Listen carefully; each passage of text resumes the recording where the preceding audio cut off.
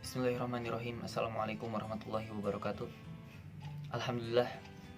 Alhamdulillahilladzi qad anzala ilaina rizqan thayyiban wa anzala ilaina rizqan katsiran. Asyhadu an la ilaha illallah wa asyhadu anna Muhammadan abduhu wa rasuluh. Alladzi la nabiyya ba'dah amma ba'du.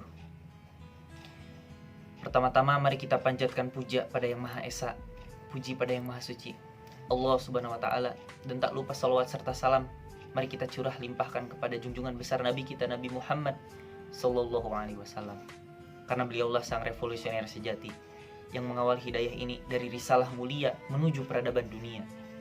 Oleh karena itu kita sebagai kaum muslimin harus tampil mengisi panggung peradaban dan panggung sejarah sebagaimana kaum muslimin, sebagaimana tokoh-tokoh Islam yang terdahulu. Kita lihat bagaimana Umar bin Khattab yang tampil untuk membebaskan Al-Quds Palestina. Kemudian kita lihat Sultan Muhammad Al-Fatih yang membebaskan kota Konstantinopel, yang mana kota ini adalah kota yang dijanjikan oleh Rasulullah SAW akan terbebaskan sebelum kota Roma. Kemudian kita lihat ketika zaman Kesultanan Abbasiyah yang menggapai dan mencapai sebuah kegemilangan umat Islam yang dinamakan sebagai Golden Age, masa-masa keemasan. Di sana ada Ibnu Sina yang tampil sebagai bapak kedokteran, ada Al-Farabi yang tampil sebagai pakar hukum, kemudian ada Al-Khwarizmi yang ahli dalam bidang matematika.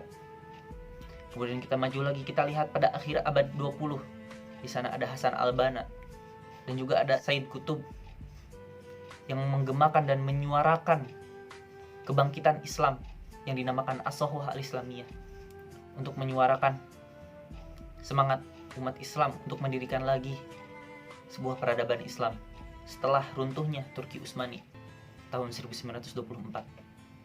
Kemudian kita lihat tokoh-tokoh saat ini, ada Dr. Zakir Naik dan masih banyak lagi tokoh-tokoh Islam lain yang menorehkan prestasinya pada dunia ini. Oleh karena itu kita sebagai pemuda harus bergerak dan harus berdampak pada dunia ini. Dengan cara apa? Dengan cara berdakwah salah satunya. Berdakwah dengan cara yang baik. Allah Subhanahu wa taala berfirman, "Ud'u ila sabili rabbika bil hikmah wal mau'izatil hasanah wajadilhum billati hiya ahsan." Ajaklah, serulah orang-orang yang belum beriman agar beriman kepada Allah dengan apa? Bil hikmah, dengan kebijaksanaan. Wal mau'izatil hasanah, dan juga nasihat-nasihat yang baik, dengan cara menasihati mereka dengan cara yang baik. Wajadilhum billati hiya ahsan, dan apabila mereka masih bersikeras, maka perdebatlah mereka dengan cara yang baik. Oleh karena itu, marilah kita berdakwah dengan cara yang baik. Mari kita bergerak, karena sesuatu yang diam dianggap mati. Mari kita berperan, karena perubahan zaman akan terus berjalan. Mari kita berdampak, karena itulah eksistensi kita sebagai pemuda. Mari kita bergerak, berdampak, dan berperan untuk dunia ini dengan berdakwah dengan cara yang baik. Inilah mengapa Islam bisa tersebar luas dengan cepat. Karena Rasulullah SAW pun telah mencontohkan bagaimana berdakwah dengan cara yang baik, yaitu berdakwah dengan akhlak. Allah berfirman dalam Quran surat Al-Imran, "Fabima rahmatin minallahi linta lahum walau kunta faddan ghalidal qalbi lan faddu min hawlik fa'fu anhum wastaghfir lahum." Maka berkat rahmat Tuhanmu lah engkau berlaku lemah lembut. Walau kunta faddan ghalidal qalbi lan faddu min hawlik. Apabila engkau bersikap keras kepada mereka, maka mereka akan menjauhimu. Fa'fu anhum wastaghfir lahum. Maka maafkanlah mereka dan berikanlah ampun kepada mereka. Maka Rasulullah SAW pun berdakwah dengan cara yang baik. Rasulullah berdakwah dengan akhlak beliau. Innama bu'itsu liutammima makarimal akhlak. Sesungguhnya aku diutus untuk menyempurnakan akhlak-akhlak manusia. Inilah betapa pentingnya berdakwah menggunakan akhlak. Dan inilah mengapa agama Islam mudah tersebar ke seluruh penjuru dunia. Mengapa? Karena Rasulullah berdakwah dengan hati. Beliau berdakwah dari hati ke hati. Inilah poin utamanya. Akhlak, perilaku yang akan ditilai oleh orang-orang non-muslim. Orang-orang non-muslim tidak membaca hadis. Orang-orang non-muslim tidak membaca Al-Quran. Yang mereka baca adalah diri kita sebagai kaum muslim, sebagai kaum muslimin. Yang mereka baca adalah diri kita, oleh karena itu jadilah cerminan Islam yang baik. Maka kita lihat ketika Rasulullah SAW dicela, dihina, apa yang Rasul balas? Beliau balas dengan kesabarannya. Beliau balas dengan akhlak beliau yang baik. Kita lihat sebagai salah satu contoh ketika ada seorang buta yang menghinanya, kemudian mencelanya setiap hari. Apa yang Rasul balas? Justru Rasulullah SAW membalasnya dengan keindahan Islam. Justru Rasulullah mengurusnya, kemudian memberi makannya, menyuapinya kepada sang si buta ini, hingga sang si buta ini masuk Islam. Karena pada akhirnya dia mengetahui bahwa yang selama ini menyuapinya, yang selama ini mengurusnya adalah yang dia hina setiap hari, yaitu Rasulullah SAW. Masya Allah, betapa indahnya agama Islam, betapa indahnya akhlak Rasul. Maka tak salah jika Fatimah radhiyallahu anha menyebutkan bahwa akhlak Rasul adalah akhlak Al-Quran, karena khuluquhu khuluqul Quran. Inilah betapa indahnya Rasulullah SAW mengajarkan kepada kita kaum muslimin untuk berlaku baik kepada setiap orang.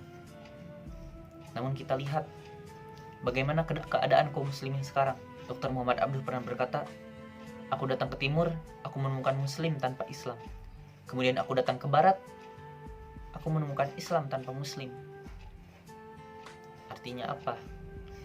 Artinya bahwa kaum muslimin belum mencerminkan nilai-nilai keislamannya. Kemudian mengapa kaum muslimin belum tersadarkan?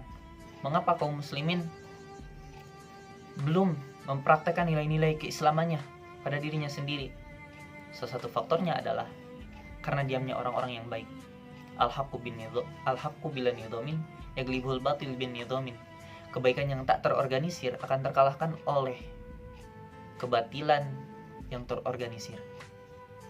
Disinilah mengapa pentingnya harus ada seorang pendakwah yang mengajak orang-orang baik untuk bersatu dan menyampaikan kebaikan-kebaikan tersebut kepada orang-orang yang belum baik.